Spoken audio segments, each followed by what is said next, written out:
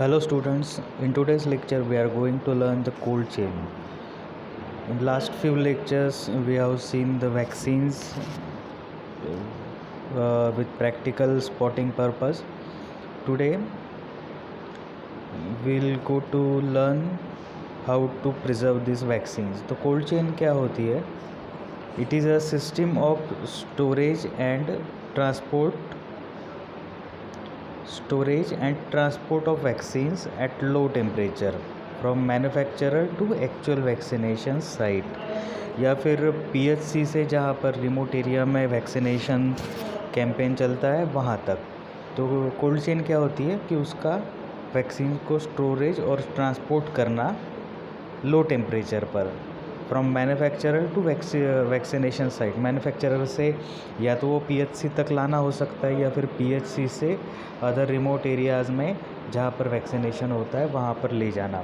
तो इस दौरान वैक्सीन्स की पोटेंसी को मेंटेन रखने के लिए उसको लो टेम्परेचर्स पे या फिर उसका जो रिकमेंडेड टेम्परेचर होता है उस पे उसे मेंटेन करना ज़रूरी होता है। तो उसका स्टोरेज और ट्रांसपोर्ट लो टेम्परेचर पर करना, that is the cold chain. उसके अलग अलग इक्विपमेंट्स होते हैं जिनमें जैसे कोल्ड बॉक्सेस होते हैं, रेफ्रिजरेटर्स होते हैं, उनमें इन वैक्सीन्स को ट्रांसपोर्ट करवाना, that is the cold chain. अब कोल्ड चेन क्यों ज़रूरी होती है? It is necessary. क्यों? Because vaccine failure may occur due to the failure to store and transport under strict temperature controls. तो जो वैक्सीनेशन कैंपेन चला रहे या फिर जो वैक्सीन हम देने वाले हैं वो टोटली फेल हो सकता है। कैसे? अगर स्टोरेज और ट्रांसपोर्टेशन में स्ट्रिक्ट टेम्परेचर कंट्रोल को मेंटेन नहीं किया गया तो वैक्सीन फेल्योर हो सकता है।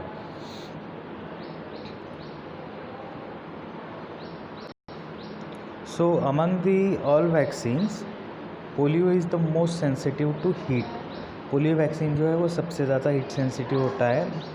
Required storage at -20 degree Celsius, जिसको -20 डिग्री सेल्सियस पे स्टोर करना ज़रूरी होता है। तो पोलियो जो है that is most sensitive and heat sensitive vaccine. तो वाइवा में ये क्वेश्चन जनरली पूछा जाता है, तो आपको ये पता होना चाहिए। Vaccines which must be stored in the freezer compartment are polio and measles. तो ये एक इम्पॉर्टेंट चीज़ है कि ये जो दो वैक्सीन्स हैं उन्हीं को सिर्फ फ्रीज़र कंपार्टमेंट में स्टोर किया जाना चाहिए, पोलियो एंड मीज़ल्स को। Vaccines which must be stored in the cold part but never allowed to freeze. तो ये भी पता होना चाहिए कि बाकी जो वैक्सीन्स है उनको कोल्ड पार्ट में तो स्टोर किया जाना चाहिए लेकिन they should not be allowed to freeze. तो ऐसे कौन से वैक्सीन्स हैं? That we should know T series vaccines, मतलब जिनमें टी कंपोनेंट होता है, टी सीरीज़ वैक्सीन। और हमें इसको अच्छी तरह से याद रखने के लिए जिन वैक्सीन्स के नाम में टी आता है ऐसे वैक्सीन्स, ये एक निमोनिक्स के तौर पर आप याद रख सकते हैं। तो ऐसे वैक्सीन्स होते हैं जिनको फ्रीज़ नहीं किया जाना चाहिए। कौन से होते हैं? DPT होता है जिसमें डिप्थीरिया परटूसिस, टिटेनस है, हेपेटाइटिस बी जिसमें हेपेटाइटिस आता है, BCG एंड डाइलुएंट्स। तो very useful tip to remember, vaccines which should not be frozen, that to look for the T in the name of vaccines. DPT, TT, hepatitis B, Hib type B, इसमें भी type आ गया T, and even डाइलुएंट्स। तो उसमें BCG एक सिर्फ exception है, लेकिन ये TB के लिए दिया जाता है तो आप उसको याद रख सकते हैं T. So these are the vaccines which should not be stored but should be kept in the cold part. In general all vaccines must be stored under the conditions recommended by the manufacturer in literature accompanying the vaccines, otherwise they may become denatured and totally ineffective।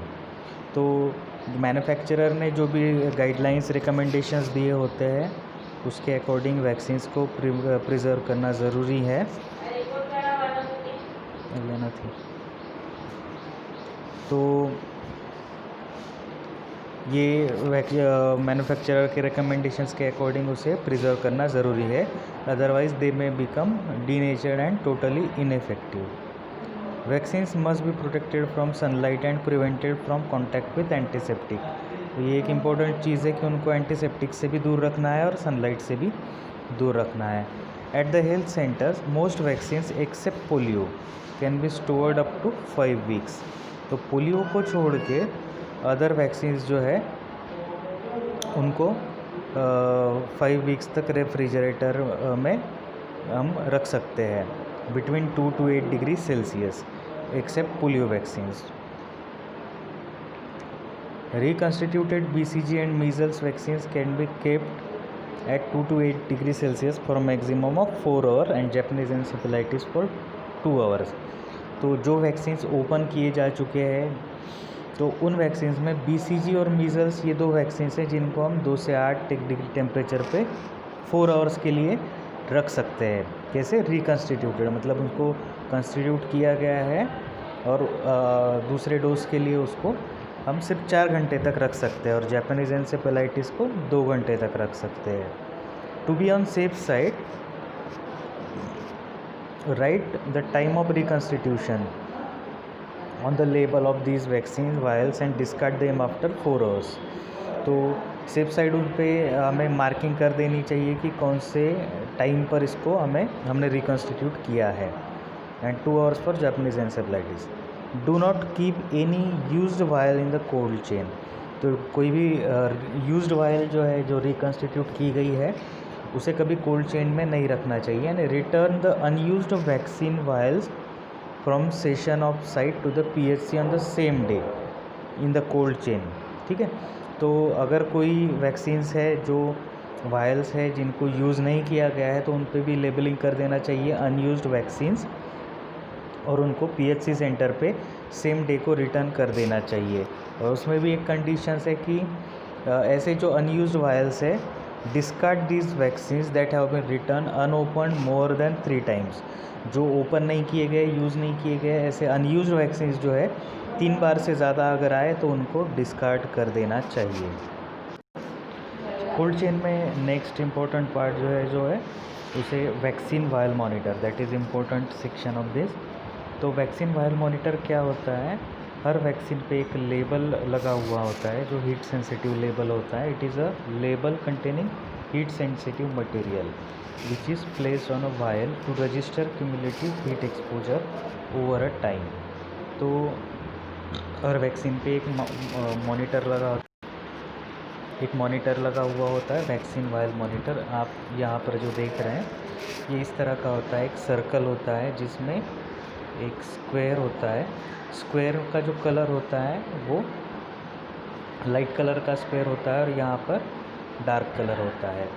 तो ये जो part होता है light colour का, ये heat sensitive होता है। मतलब एटमॉस्फेयर में अगर टेम्परेचर बढ़ता है, जो कि रिकमेंडेड टेम्परेचर होता है उस वैक्सीन के लिए, तो उस टेम्परेचर पे इसका कलर जो है आउटर सर्कल के कलर के साथ मैच हो जाता है।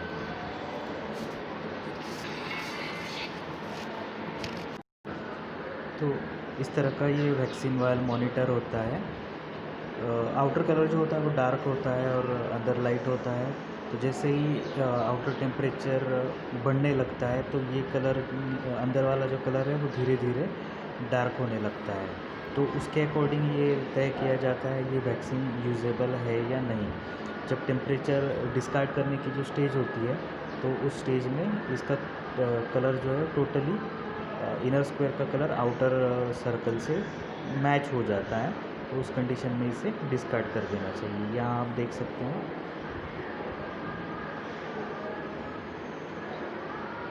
ये कलर जो है पूरे मैच हो चुके हैं। तो वो कंडीशंस क्या है वो हम इसमें देखेंगे। The combine effect of time and temperature causes the inner square. तो टाइम और टेम्परेचर दोनों, इसकी जो एक्सपायरी होती है, अगर वो एक्सपायरी चली जाती है तो भी वो कलर डार्क हो जाता है और टेम्परेचर अगर बढ़ जाता है तो भी वो टेम्परेचर वो स्क्वायर जो है वो डार्क हो जाता है। तो दो चीज़ों पर ये डिपेंड होता है इनर स्क्वायर का कलर। तो combine effect of time and temperature cause the inner square to darken gradually and irreversibly as shown in 20 figure. Before opening the vial check the status of the VVM। तो vaccine vial monitor जो है ये पूछा जाता है ये सवाल कि वीवीएम क्या होता है, ये वैक्सीन वायल मॉनिटर क्या होता है, तो आपको ये पता होना चाहिए। तो आप देख सकते हैं पहले दो इमेजेस में इनर स्क्वायर जो है वो लाइट दिखाई दे रहा है, और बाद के दो इमेजेस में आप देख सकते हैं कि टोटल कलर जो है वो सेम है। Readings the stages of the VVM, तो उसको रीडिंग कैसे किया जाता है। तो inner square is lighter than outer circle if the expiry date has not been passed use the vaccine. तो पहली स्टेज है कि एक्सपायरी डेट अगर पास नहीं हुई है तो इनर स्क्वायर जो है वो लाइट कलर का होता है, मतलब उसे हम यूज़ कर सकते हैं। The inner square still lighter than the outer circle if the date has not been passed. तो इनर स्क्वायर जो है वो थोड़ा सा लाइट कलर का अगर है डार्क से, सेकंड स्टेज जो सेकंड पिक आप देख सकते हैं इसमें, तो यहाँ पर बहुत ज़्यादा लाइट दिख रहा है इस इमेज में, लेकिन इस इमेज में ये थोड़ा सा इसका लाइटनेस कम हुआ है, लेकिन फिर भी it is still lighter than the outer square. The outer circle से जो है still lighter than the outer circle, then expiry date has not been passed. ये क्या बताता है कि अगर एक्सपायरी डेट पास नहीं हुई है और ये थोड़ा लाइट हुआ है तो भी हम इसको यूज़ कर सकते हैं। लेकिन डिस्कार्ड की जो कंडीशन है वो क्या है, आप थर्ड इमेज में देख सकते हैं। Colour of inner square matches that of the outer circle, do not use it, and the colour of inner square is darker than the outer circle, do not use it. तो ये दो images हैं जिसमें एक image में ये उसके साथ मैच हुआ है और दूसरे में उससे भी ज़्यादा डार्क हो गया है, तो ये अनयूजेबल स्टेजेस हैं जिसमें वैक्सीन को हमें डिस्कार्ड कर देना है। So these are the importance of vaccine vial monitor. तो यहाँ तक जो है कोल्ड चेन और वैक्सीन वायल मॉनिटर और वैक्सीन्स हम लोग देख चुके हैं। सो नेक्स्ट टॉपिक जो हम देखने वाले हैं वो इम्यूनाइजेशन शेड्यूल। जो भी वैक्सीन्स हमने देखे हैं उन वैक्सीन्स को यूज़ कैसे किया जाता है इम्यूनाइजेशन में, that we are going to learn now. So this is national immunization schedule, latest immunization schedule of 2019 you can say. तो इसमें क्या क्या है, किस किस स्टेज में इसे कब कब दिया जाता है, ये हम इसमें देखने वाला है। तो प्रेग्नेंट वुमेन को टिटेनस के 2 डोसेस कंपल्सरीली दिए जाते हैं, TT1 and TT2, early in pregnancy and second 4 weeks after TT1। तो इस तरह से 2 डोसेस है कि जो 0.5 ml इंट्रामस्कुलर अपर आर्म में दिए जाने चाहिए।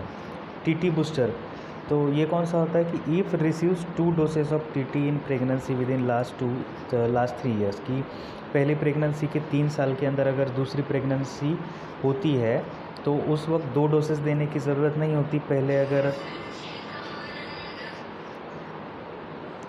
अगर ऑलरेडी 2 डोसेस दिए हुए हैं तो सेकेंड प्रेगनेंसी में सिर्फ 1 डोज बूस्टर डोज देने से काम हो जाता है। Then at birth BCG vaccines at birth और as early as possible till 1 year of age. तो इसका जो डोज होता है that you should remember 0.1 ml, 0.5 ml, 0.05 ml until 1 month of age. तो 1 मंथ के बाद 0.1 ml intradermal.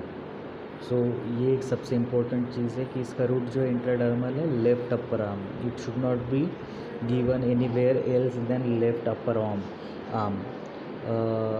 at the above the insertion of deltoid, so that is its site. Then hepatitis B at birth, तो जैसे हमने देखा था vaccination में immunisation vaccines में देखा था हमने कि हेपेटाइटिस बी का जो वैक्सीन है उसका पहला डोज जो है वो इंडिविजुअल दिया जाना चाहिए, not in the combined vaccine form.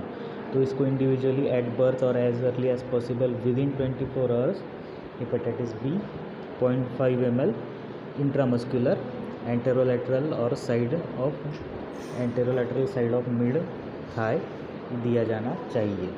तो ये एक इम्पोर्टेंट है। उसके बाद OPV का जो 0 डोज है वो एट बर्थ और as early as possible within first 15 days OPV 2 drops oral vaccine जो है वो लाइव वैक्सीन दिया जाना चाहिए।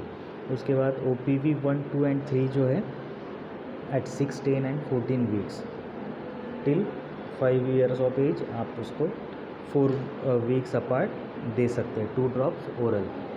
उसके बाद पेंटावैलेंट वैक्सीन, जो पेंटावैलेंट वैक्सीन होता है जिसमें कंटेंट कौन कौन से होते हैं, डीपीटी, 3 वैक्सीन डीपीटी, उसके बाद हेपेटाइटिस बी और HIV, haemophilus influenzae type B vaccine. तो ये पेंटावैलेंट वैक्सीन होता है जिसका शेड्यूल है 6, 10 and 14 weeks, 0.5 ml intramuscular anterolateral aspect of thigh. तो इसमें अभी एक नया कंपोनेंट ऐड हुआ है जिसे हेक्सावैलेंट कहते हैं, जिसमें IPV fractional vaccine, fractional dose जो होता है वो इंक्लूड किया गया है। देन नेक्स्ट है रोटावायरस। रोटावायरस का वैक्सीन जो है अब इम्यूनाइजेशन शेड्यूल में इंक्लूड किया गया है। 6, 10 एंड 14 वीक्स उसका भी डोज है, can be given till 1 year of age, 1 साल तक इसको दे सकते हैं। इसका ओरल होता है ये वैक्सीन, 5 ड्रॉप्स ओरली इसके दिए जाने चाहिए। IPV जो नए शेड्यूल में ऐड किया गया है, जो injectable Sabin type polio vaccine है, 2 fractional dose at 6 and 14 weeks of age, intradermal 2 fractional doses 0.1 ml। तो ये कंपलसरी हो गया है IPV देना। और इंट्राडर्मल राइट अपर आर्म, ये इसका साइट है, तो इस तरह से इसे देना चाहिए। मीज़ल्स और MR first dose measles vaccine का 9 month complete months, 9 to 12 months इसे दिया जाना चाहिए। Can be also be given up to till 5 years of age. 0.5 ml इसका जो रूट है तो थोड़ा अलग है, subcutaneous route right upper arm. तो BCG और IPV हमने देखा इंट्राडर्मल, और मीज़ल वैक्सीन जो है वो सबक्यूटेनियस है। उसके बाद जैपनीज एन्सेफेलाइटिस वैक्सीन है जो सिलेक्टेड एंडेमिक डिस्ट्रिक्ट्स में दिया जाता है। इसको भी 9 months to 12 months में दिया जाना चाहिए, 0.5 ml subcutaneous left upper arm. तो ये उसका डोसिंग साइट है इंजेक्शन का, तो इस तरह से है। उसके बाद विटामिन A का जो पहला डोज है वो 9 months पर स्टार्ट किया जाता है विद मीज़ल्स, रूबेला और मीज़ल वैक्सीन। तो फर्स्ट डोज जो है उसका 1 लाख इंटरनेशनल यूनिट ओरली ये दिया जाता है vitamin A, started on 9 complete months. उसके बाद जो है नेक्स्ट डोज जो होता है 16 to 24 मंथ्स, मतलब 1.5 से 2 साल का जब बच्चा हो जाता है तब DPT का फर्स्ट बूस्टर दिया जाता है, 0.5 ml intramuscular, same anterolateral side of mid thigh. तो 0.5 ml ये दिया जाता है। उसके बाद मीज़ल्स का बूस्टर डोज पहले नहीं दिया जाता था, पहले सिर्फ लाइव वैक्सीन में OPV वैक्सीन ऐसा था जिसका बूस्टर दिया जाता था है अभी भी, लेकिन उसमें एक और ऐड हो गया है मीज़ल वैक्सीन जो कि लाइव वैक्सीन है, उसका भी बूस्टर 16 to 24 मंथ्स में दिया जाना स्टार्ट हो गया है for the eradication purpose. 0.5 ml subcutaneous right upper arm, तो राइट अपर आर्म में इसे दिया जाना चाहिए। Then OPV booster 16 to 24 months, 2 drops oral. तो बच्चा जब 2 साल का हो जाता है तब ये OPV का बूस्टर डोज दिया जाना चाहिए। देन जैपनीज एन्सेफेलाइटिस का बूस्टर जो है सेकेंड डोज जो है 16 to 24 मंथ्स में वो भी होता है 0.5 ml subcutaneous left upper arm. Then 16 to 18 months, मतलब जो 9 मंथ में हमने दिया था उसके बाद after every 6 months vitamin A का डोज दिया जाता है, 2nd to 9th डोज। 5 साल तक ये डोज पूरे करने होते हैं। फर्स्ट डोज जो है 9th मंथ में स्टार्ट करने के बाद, उसके बाद 16 to 18 मंथ के बीच में सेकेंड, और उसके बाद हम हर 6 महीने पे विटामिन A का डोज दिया जाता है 2 ml, that is 2 lakhs international unit. First dose जो था वो 1 लाख इंटरनेशनल यूनिट था, उसके बाद हर dose 2 lakhs international units oral जो स्टार्ट किया जाता है। और DPT का सेकेंड बूस्टर जो है वो 5 to 6 years ऑफ एज में दिया जाना चाहिए, 0.5 ml इंट्रामस्कुलर अपर आर्म। पहले इसका डोज जो दिया जाता है 16 to 18 मंथ तक एंटेरोलेटरल एस्पेक्ट, उसके बाद जो है बटक्स डेवलप हो जाते हैं और यह अपर आर्म पे इसको दिया जाता है, सॉरी। देन जो आता है टिटेनस को का एक बूस्टर डोज जो है, 5th डोज जो है वो दिया जाता है 10 ईयर्स एंड 16 ईयर्स में। 0.5 ml इंट्रामस्कुलर अपर आर्म। तो ये टिटेनस का डोसिंग हो गया 10th year 16th year, 5 to 6 year ये 3rd, और उसके बाद पहले डीपीटी के 3 ऐसे 6 डोसेस टिटेनस के दिए जाते हैं। तो ये टोटल डोजिंग शेड्यूल हो गए, immunization schedule. Indian immunization schedule जो है इसे आपको याद रखना है, ये पीपीटी भी मैं शेयर कर दूंगा।